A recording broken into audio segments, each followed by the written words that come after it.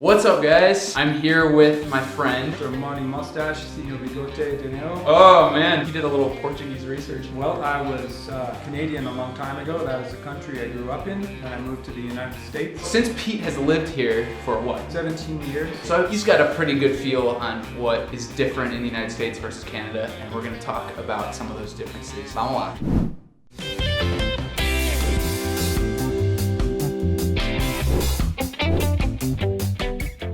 To start out, we have some differences in pronunciation and in accent. Tell us a little bit about the main differences in your accent. The most important thing is that Canadians don't know that they have an accent. So when I got here and I started to look for a place to live, first question they would ask me is, "Where are you from? You have this weird accent. Are you from Canada?" And I was like, "What? I don't have an accent. I'm speaking just like you."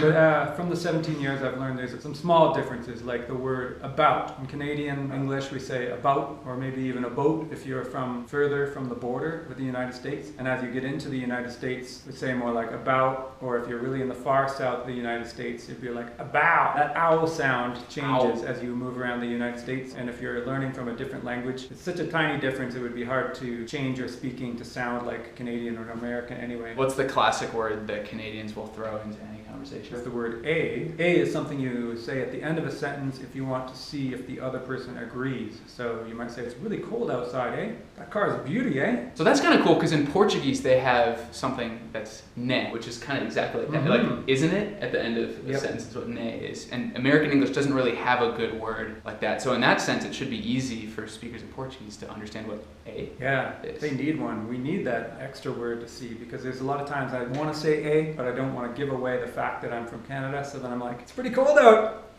isn't it?" Okay, I have 4 more pronunciations that I'm gonna say in my American way and see if it's the same or different for you. Okay. Resource. Resource. More of a Z sound. How about adult? Adult. You would say adult. I read that sometimes Canadians would say like adult. Ooh, yeah. Well, that's the British way of saying it. Adults. Not Canadians. So maybe some Canadians who are more British would say that. Speaking of which, where are you specifically from in Canada? Like, where did you grow up?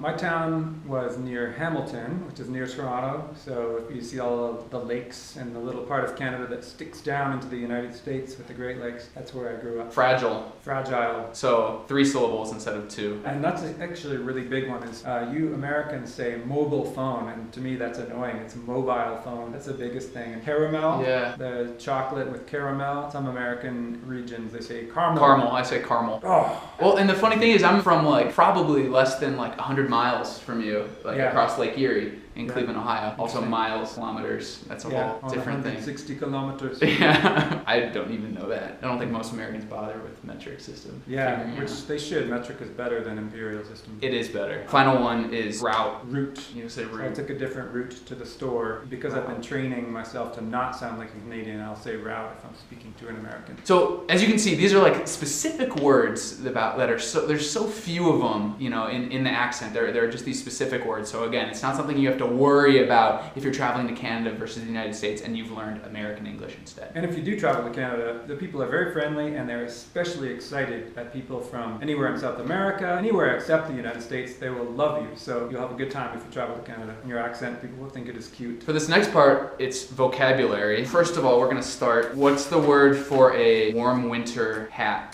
Snowing outside, it's cold. I see what you're getting at here. Toque. In Canada, we call it a toque. This is a toque. This is so great that a word exists for this, because like, I mean, I know what it is. Every American has one, wears it too, but like we have warm winter hat. Grab a warm winter hat. Cold out, eh? I better wear a hat. I mean a toque. Let's spell how we would say the last letter of the alphabet. Yeah, sure. In Canada, we say W, X, Y, and Z. W, X, Y, and Z. Yeah, or like that. That sounds so wrong to me. Yeah, I know. Whereas Z sounds wrong to us Canadians. What do you call shoes that you'll go jogging in? Oh, yeah, I like this one. Correct name is running shoes. Tennis shoes, I guess if you have some special ones for tennis only. Do you use the word sneakers? I don't use the word sneakers, no. It sounds like something a kid would say, or maybe a British person again. Oh, I think that's pretty American. If you look at the east coast of the United States, New York City, then they say sneakers. It's almost impossible to get them to say anything other than sneakers. How about the place that has a toilet, a sink, in a restaurant? I'll tell you. Washroom. Washroom. I would know what you would mean if you said that, Mm-hmm. but that's definitely something an American would never say. Yeah, so restroom is a better one to say because they'll understand you in both countries. Yeah, and it's like the polite way to ask where it is. Yeah. Although that makes more sense because you're not really resting in the Yeah. restroom. You're And washing. washroom, I mean, you're doing more than just washing. And there's bathroom as another one, but you're not usually taking a That's bathroom right. in a restaurant. So this seems like the washroom seems like the most honest. Those were the main vocabulary differences, I think. There's just so few differences. You could sit on a plane for an entire flight next to a Canadian, talk to him the whole time, and maybe not necessarily realize that they're Canadian because they never said one of those giveaway words like a boat. But there is a difference in a plane. If you're behind a Canadian, especially an airplane full of Canadians, when the plane takes off, they will look around, they'll look behind themselves, and then they'll very gently just lean the seat back a little bit. And they're like, is that okay? And then they'll ride uncomfortable for the whole trip because they're so polite and afraid of imposing on other people. And my wife notices this. And if you take a flight with American people, it's like the plane takes off and then straight back. Canadians are known for being shy and timid and polite. And very polite. Yeah, that would definitely say that that's the thing I've noticed most with my Canadian friends. Is it's almost polite to a fault. I have a friend from Nova Scotia. When you go over to his house, like you almost never find out anything about him because he's asking like everything about everyone else. Like, how are you doing? How's it? What is the population of Canada versus the U.S.? 10 times bigger. It's 10 times. 10 Canadas. So Okay. roughly 30 million in Canada, 300 million in Mhm. United States. All this stuff multiplies by 10. Except for the land area. Yeah, the land area is almost the same. Canada has more land area, but most of the people live in the very bottom strip because that's the warmest weather. Pete, how would you write favorite color Oh yeah, if you were a Canadian? I know how to do that.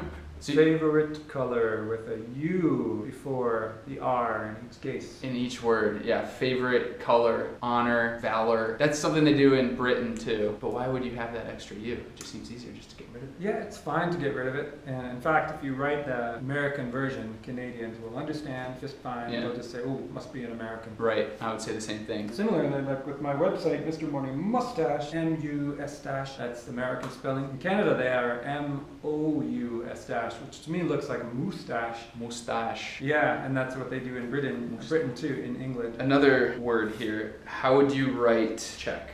Oh yeah, that's a weird one. Like this. Czech.